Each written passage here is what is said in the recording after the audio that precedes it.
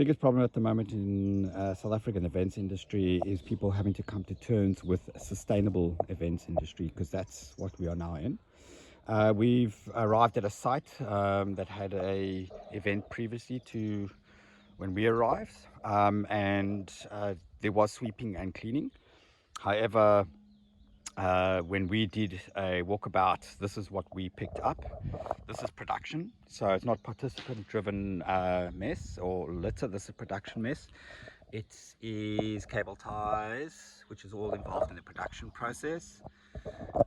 Cable ties. This is only one person's collection. There are cables, lighting systems, and cable ties. So what you see here is one person doing their collection. Every other camp around the site picked up the rubbish as well. So this is not from the whole site. This is only one person's collection. So we can do better. The problem that you got is when we walk, year, after every festival cycle, all this is dropped. We walk over it. It gets trodden into the ground. And then the next event cycle comes along. The next guys drop all their cable ties, and so on and so on. And every year the site gets dirtier and dirtier and dirtier. But the problem that you've got is that the stuff is all underground. It's all into the soil and starting to degrade into its chemical compounds.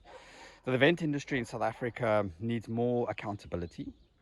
There needs to be better sign-in processes, sign-out processes, and handover processes, so that this type of thing must stop. This is a known, well planned event, happens regularly, and if this is their level of consciousness in production, then we need to be asking ourselves some serious questions about sustainability and the marketing thereof these events. So if you do attend another event, please check on the environmental credentials and how they operate. But this, collected by one person,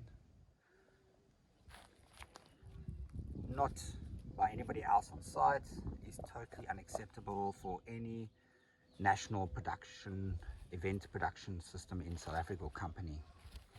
This is after the cleaners have been, and this is via almost every festival site that you have in South Africa is like this, except any leave no trace events. So the leave no trace events are generally the events that do not have this, and when they leave, they sign out, the site is clean. This is definitely not a leave no trace event.